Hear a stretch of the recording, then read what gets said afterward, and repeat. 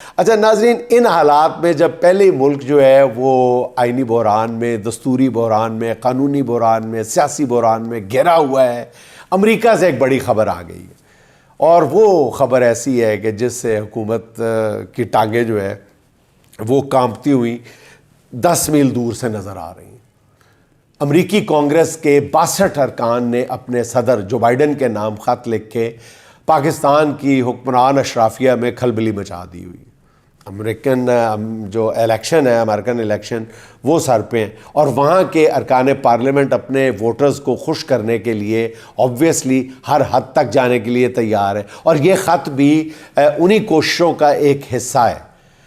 امریکی کانگریس مین کا یہ خط جو منظر عام پر آ چکا ہے، اس میں امریکی صدر سے کہا گیا ہے کہ پاکستانی اسٹیبلشمنٹ سیاسی اختلافات پر اپنے مخالفین پہ حملے کر رہی ہے، انہیں بوگس مقدمات میں قید کیا جا رہا ہے، اسی سال ہونے والے عام انتخابات میں بدترین دھاندلی کر کے عوامی مینڈیٹ چرایا گیا ہے۔ امریکی ارکان کانگریس اسے اپنے صدر سے مطالبہ کیا ہے انہوں نے سب نے کہ پاکستان میں ہونے والی انسانی حقوق کی سنگین خلاف ورزیوں کے بعد امریکہ پاکستان سے متعلق اپنی پالیسی پہ نظر ثانی کرے اور پاکستان میں شخصی آزادیوں اور اظہار رائے کی آزادی کے لیے اپنا اثر و رسوخ استعمال کرے۔ خط میں امریکی صدر سے یہ بھی مطالبہ کیا گیا ہے واضح اور دو ٹوک لفظوں میں کہ عمران خان اور دوسرے سیاسی قیدیوں کی رہائی کے لیے امریکی حکومت اپنے اثر و رسوخ کے ذریعے کوششیں کرے اور عمران خان کی حفاظت کو یقینی بنایا جائے۔ اس خط میں سب سے اہم مطالبہ یہ کیا گیا ہے کہ پاکستان میں جو طاقتور اور اشرافیہ کے حلقے ہیں وہ انسانی حقوق کی خلاف ورزیوں میں ملوث ہیں اور ان کے خلاف کارروائی کی جائے۔ اچھا ناظرین، یہ اس وقت جو حالات نظر آ رہے ہیں، اس خط نے اسلام آباد میں بیٹھے حکمرانوں کو سخت اضطراب میں مبتلا کر دیا۔ امریکہ میں موجود انتہائی بارسوخ پاکستانی ذرائع کا یہ کہنا ہے کہ اس خط کے علاوہ کانگریس کے 4 دیگر ارکان نے بھی ایک خط جو بائیڈن کے نام لکھا ہے، جن پر ان دنوں دوسرے ارکان کانگریس جو ہیں ان سے بھی دستخط لیے جا رہے ہیں۔ اب ناظرین، یہ جو دوسرا خط ہے یہ اصل میں پاکستانیوں کی جو وہاں کی تنظیم ہے پاکستان امریکہ پبلک افیئرز جو ہے وہ ان کی طرف سے لکھا جا رہا ہے۔ یہ جو دوسرا خط ہے، یہ جو پہلا خط ہے جس پہ 62 ارکان کے دستخط موجود ہیں، یہ اس میں کئی تنظیموں کے ہاتھ ہے جن کا تعلق ڈائریکٹلی یا انڈائریکٹلی پاکستان کی سیاست سے ہے، اور ان تنظیموں میں فرسٹ پاکستان گلوبل ہے، اس میں جسٹ فارن پالیسی ہے، اس میں alliance for democracy and human rights ہے، community alliance for peace and justice ہے، پھر وائس آف پاکستانی امریکنز ہے، پھر سیو پاکستان کولیشن ہے، ڈاکٹرز فار ڈیموکریسی ہے۔ یہ وہ تنظیمیں ہیں جو پہلے سے پاکستان میں ہونے والی یہ جو ہیومن رائٹس وائلیشن ہے ان پر پہلے سے کام کر رہی ہیں، اور ان تنظیموں کو اس جانب موڑنے میں سجاد برقی صاحب اور ان کے ساتھیوں کا بہت زیادہ عمل دخل ہے، ان کی بہت زیادہ کنٹریبیوشن ہے۔ اور ناظرین، اب یہ کہا جائے گا یا یہ کہا جا رہا ہے کہ جناب اس خط کا کوئی پاکستان پر کوئی اثر نہیں پڑے گا، جو امریکہ میں قانون ساز حلقے ہیں ان پر بھی بہت زیادہ خط نہیں پڑے گا۔ لیکن ناظرین، میں آپ کی خدمت میں یہ وضاحت کر دوں کہ یہ کیونکہ وہ لوگ یہ کہتے ہیں کہ جی پہلے بھی تو ایسے 2 یا 3 خط لکھے گئے تھے تو کیا فرق پڑ گیا؟ کچھ بھی فرق نہیں پڑا، پاکستان میں سب کچھ طاقتور حلقے حکومت سب کچھ ویسے ہی کرتی چلی جا رہی ہے جیسا پہلے سے کر رہی تھی۔ لیکن ناظرین، یہ جو اب خط لکھوایا گیا ہے یا لکھا گیا ہے 62 ارکان کانگریس کی طرف سے، یہ پہلے خطوط کی نسبت اس لیے بالکل مختلف ہے کہ جو پہلے خط لکھے گئے تھے وہ ایک جنرل سے خط تھے، لیکن یہ جو خط لکھا گیا ہے یہ ایک بائنڈنگ ریزولوشن کی طرف جا رہا ہے۔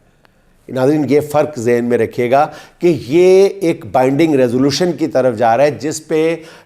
عمل درآمد کروانے کے لیے امریکی حکومت جو ہے وہ عملی اقدامات کرنے پہ مجبور ہو جائے گی، اور یہ جو دوسرا خط ہے اس کے بارے میں بھی کہا جا رہا ہے کہ وہ بھی چند دن تک منظر عام پہ آ جائے گا. پھر جب یہ دونوں خط منظر عام پہ آ جائیں گے جس میں بہت پاکستانی حکومت سے سخت اور دو ٹوک مطالبات کیے گئے ہیں, تو پھر میرا خیال ہے پاکستانی حکومت کے لیے پریشانی جو ہے وہ خاصی بڑھ جائے گی. اچھا, اس کمیٹی میں ناظرین, اس کمیٹی کے ایک وفد نے امریکہ کے دونوں صدارتی امیدواروں کیملا ہیرس سے بھی اور ڈونلڈ ٹرمپ سے بھی ملاقات کی ہے, اور ان سے ان کی پاکستان سے متعلق پالیسی کے بارے میں سوال جواب کیے ہیں. اس کمیٹی کے ارکان جو ہیں وہ کیملا ہیرس کی پاکستان سے متعلق پالیسی سے مطمئن نہیں ہوئے, اور کمیٹی کا کہنا ہے کہ ڈونلڈ ٹرمپ نے پاکستان سے متعلق جن خیالات کا اظہار کیا وہ اس سے مطمئن ہے. اب صورتحال بڑی دلچسپ ہوتی جا رہی ہے, جس کے بعد پاکستان امریکہ پبلک افیئرز کمیٹی جس کا میں ذکر کر رہا ہوں, انہوں نے ڈونلڈ ٹرمپ کی حمایت کا اعلان کر دیا, اور ذرائع کا یہ کہنا ہے کہ ملاقات کے دوران ڈونلڈ ٹرمپ نے کمیٹی کے ارکان کو یقین دلایا ہے کہ وہ ووٹ دے کر انہیں کامیاب کرائیں. اس کے بعد عمران خان کو جیل سے نکلوانے میں وہ اپنا کردار ضرور ادا کریں گے. اب جب کھل کے یہ سب کچھ ہو رہا ہے تو بہت سارے لوگ جو ہیں اپنی اپنی رائے رکھیں گے اس بارے میں, اس رائے کا اظہار بھی کریں گے کہ یہ پاکستانی کے اندرونی معاملات میں مداخلت ہے یا نہیں ہے, اس بارے میں اپنی اپنی رائے کا اظہار کیا جائے گا. لیکن ایک بات پورے یقین سے کہی جا سکتی ہے کہ اس بار جو امریکن کانگریسمین کا جو موو ہے ان کی طرف سے ہوئی ہے وہ بہت زیادہ ایفیکٹو ہے, اور اس کو پاکستانی حکومت کی طرف سے نظر انداز کیا جانا اتنا آسان نہیں ہوگا اس بار. یہ بات بھی آپ نوٹ فرما لیں. اچھا ناظرین, آئینی ترمیم کے بعد عدلیہ سے رد عمل بھی آنا شروع ہو گیا. قاضی فائز کی رخصتی کا یقین ہوتے ہی اعلیٰ عدلیہ کے ججز بھی انصاف کی فراہمی میں کچھ مزید سرگرم نظر آنے لگے ہیں. گزشتہ روز بشرا بی بی کی ضمانت ہوئی اور آج انہیں رہا کرنا پڑا. بادل نخواستہ پوری کوشش کی گئی کہ کچھ اور کر لیا جائے لیکن کچھ بن نہیں پڑا. کچھ بیچارے دانشوران جو تھے وہ رات بھر بشرا بی بی کی کردار کشی کرنے کی کوشش کرتے رہے, پھیپھڑوں تک کا زور لگا کے گلے پھاڑ پھاڑ کر ان کے وعدہ معاف گواہ بننے کے دعوے کرتے رہے. کہاں ہیں آج وہ سارے؟ کئی دن سے شور مچا رہے تھے, کہاں گئے وہ سارے کہ جی بشرا بی بی عمران خان کے خلاف جو ہے وعدہ معاف گواہ بن جائیں گی, اور وہی اندر سے ملی ہوئی ہیں طاقتور حلقوں سے. تھوڑی جی شرم کر لو, شرمندگی نہ آدھی شے ہے تھوڑے, بہت شرم آتی ہے جب مطلب جھوٹے پڑتے ہوئے یہ اپنی نظریں بھی نیچی نہیں کرتے. اب جب بشرا بی بی صرف عمران خان کی اہلیہ ہونے کی بنا پر 9 ماہ کی جیل کاٹ کر باہر نکلی ہیں اور اب بھی اپنے شوہر کے ساتھ ڈٹ کے کھڑی ہیں, تو ان کرائے کے دانشوروں کو رتی برابری شرم کا مظاہرہ کرنا چاہیے, کوئی اگر مگر لگا کے معذرت کر لینی چاہیے. اچھا, دوسری طرف ناظرین دیکھیں کہ اسلام آباد ہائی کورٹ کے جسٹس سردار اعجاز اسحاق نے بھی حکومت کے ہاتھوں کے طوطے اڑا دیے. یہ جسٹس صاحب بھی کمال کے جج ہیں, اسلام آباد ہائی کورٹ کے کمال کے جج ہیں, زبردست فیصلے دیے ہیں انہوں نے بھی رول آف لاء کے لیے. مطلب پچھلے 4-5 ماہ کے دوران اڑا کے رکھ دیا انہوں نے ہر جھوٹ کے بت کو. اچھا, انہوں نے عمران خان سے ان کے وکلاء کی ملاقات کرانے کے کیس کی سماعت کے دوران ملاقاتوں پر پابندی کو توہین عدالت قرار دے دیا کھلے کھلے لفظوں میں. جسٹس سردار اعجاز اسحاق نے ریمارکس دیے کہ ان سیکیورٹی تھریٹ کی